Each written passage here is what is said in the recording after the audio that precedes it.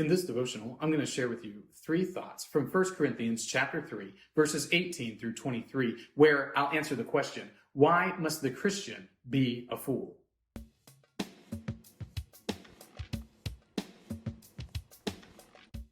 First Corinthians chapter 3, verses 18 through 23 says, "Let no one deceive himself. If anyone among you thinks that he is wise in this age, let him become a fool, that he may become wise. For the wisdom of this world is folly with God. For it is written, He catches the wise in their craftiness. And again, the Lord knows the thoughts of the wise, that they are futile. So let no one boast in men. For all things are yours, whether Paul or Apollos or Cephas or the world or life or death or the present or the future, all are yours, and you are Christ's, and Christ is God's." Paul tells the church at Corinth that they must be fools. And we hear that and we immediately start to think, well, if I don't want to be a fool, I don't want to be foolish, I don't like that being applied to me. So how am I supposed to work all this out? Well, what you have to understand is that Paul is stating this in reference to some things that were going on in Corinth. Namely, people were saying, well, I come from this very specific tradition, or I come from that very specific tradition, and they were taking pride in that. They were trying to establish a hierarchy of sorts amongst themselves based on who taught them the faith, how they came to faith, and who their understanding of the scriptures was most like. And Paul is trying to straighten them all out. He says to them that that essentially is a worldly attitude.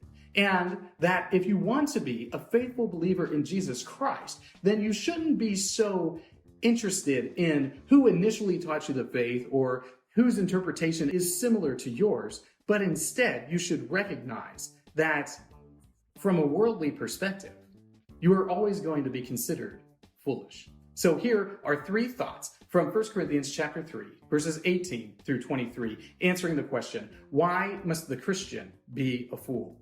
Thought number one, the world's wisdom. When Paul says that the Christian needs to be a fool, he is saying this from a worldly perspective.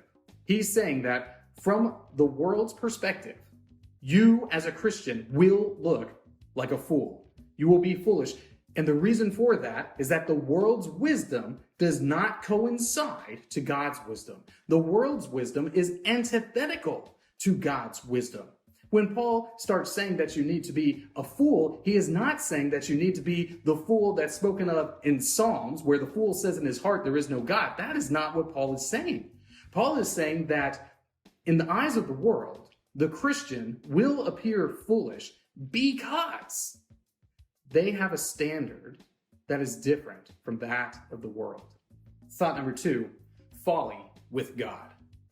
Paul goes on and continues his statement saying that wisdom of the world is folly with God, that the wise of this world ultimately are foolish because there is a higher authority in play, and that a higher authority is the authority of God, whose wisdom is perfect. Is there wisdom to be found in the world? Certainly to a degree. The people in the world are able to look at natural revelation. That is, they're able to look at the created order in the world and come up with some basic ideas about logic, about the nature of existence and that sort of thing. They're able to make those sort of scientific observations. But what you're not able to fully grasp or understand from a worldly perspective is the depth, the majesty, the wonder of the Almighty Creator. The things that are wise in this world are usually profoundly selfish. Thought number three, boast not in man. Paul points out that it is a foolish thing, foolish in the bad way, to boast in men. He's pointing out that if Peter taught them, if Apollos taught them, if he taught them, that doesn't really make a difference because all three are teaching the same thing. They're all three teaching the supremacy of Christ over all. They're all three claiming Jesus as the Messiah.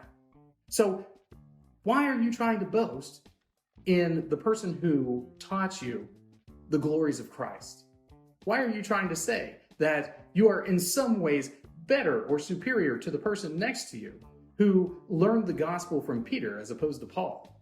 That doesn't make any sense because Peter and Paul are teaching the same thing. They're both saying the same thing, that Jesus is the Christ.